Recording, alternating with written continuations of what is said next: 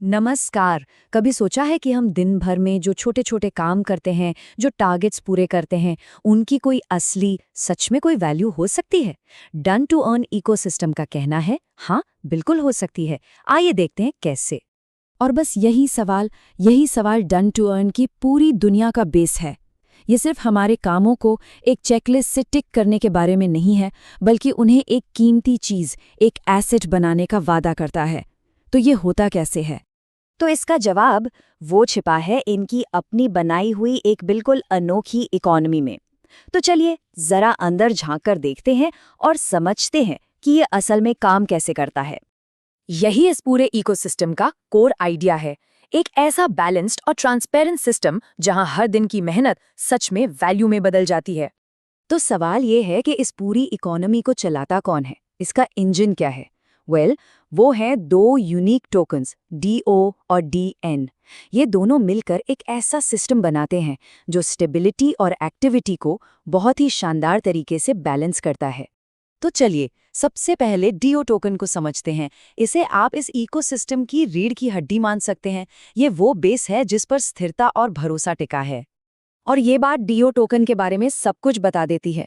ये सिर्फ एक डिजिटल करेंसी नहीं है, ये कंसिस्टेंसी, प्रोग्रेस और भरोसे का सिंबल है। ये वो चीजें हैं जो पूरे सिस्टम में यकीन पैदा करती हैं। अगर एकदम सीधे सीधे बोले तो DO इस ऐप की मेन करेंसी है।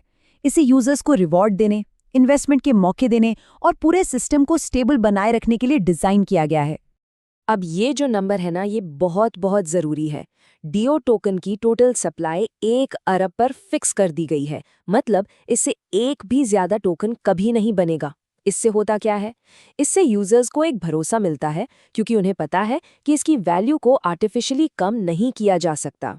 तो सवाल आता है कि ये DO टोकन्स मिलते कैसे हैं? देखें, ये सब कुछ ऐप पर एक्टिव रहने से जुड़ा है। आप अपने रोज के टारगेट्स पूरे कीजिए, स्पेशल इवेंट्स में हिस्सा लीजिए और सरप्राइज रिवॉर्ड्स को अनलॉक करते जाइए। और यहाँ पर आती है सबसे खास बात, कंट्रोल पूरी तरह से आपके हाथ में है। इन टोकन्स को आप जब चाहें अपने पर्सनल सोलाना वॉलेट में भेज सकते हैं। मतलब ये सिर्फ गेम के पॉइंट्स नहीं है, ये एक रियल डिजिटल एसेट है। तो ये तो हुई DO की बात। अब आते हैं कहानी के दूसरे हिस्से पर, डन टोकन। अगर DO स्थिरता का नाम है, तो डन है एक्टिविटी और रोज के एंगेजमेंट का नाम।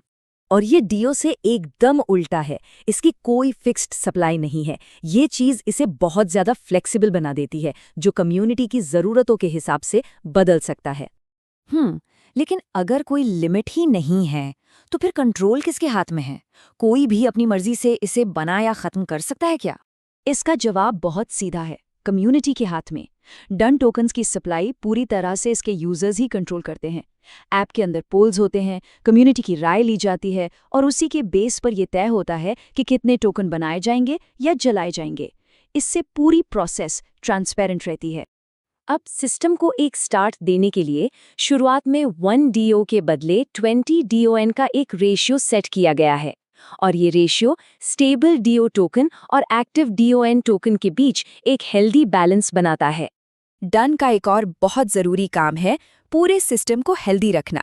जब ऐप में कार्ड्स जैसे फीचर्स का इस्तेमाल होता है, तो डन टोकन्स का एक छोटा सा हिस्सा हमेशा के लिए सर्कुलेशन से हटा दिया जाता है। मतलब उसे बर्न कर दिया जाता है। इससे इसकी वैल्यू बनी रहती है। और एक दूसरा हिस्सा एक्टिव यूजर्स में बांट दिया जाता है, जिससे सभी को फायदा होता है। तो हमने डू को समझ लिया, डन को भी देख लिया। अब देखते हैं कि ये दोनों मिलकर एक हेल्दी और बैलेंस्ड इकोनॉमी कैसे बनाते हैं। ये स्लाइड दोनों टोकन्स के बीच के फर्क को एकदम साफ कर देती है। एक तरफ है DO, जिसकी सप्लाई फिक्स्ड है और जो लॉन्ग टर्म इन्वेस्टमेंट जैसा है।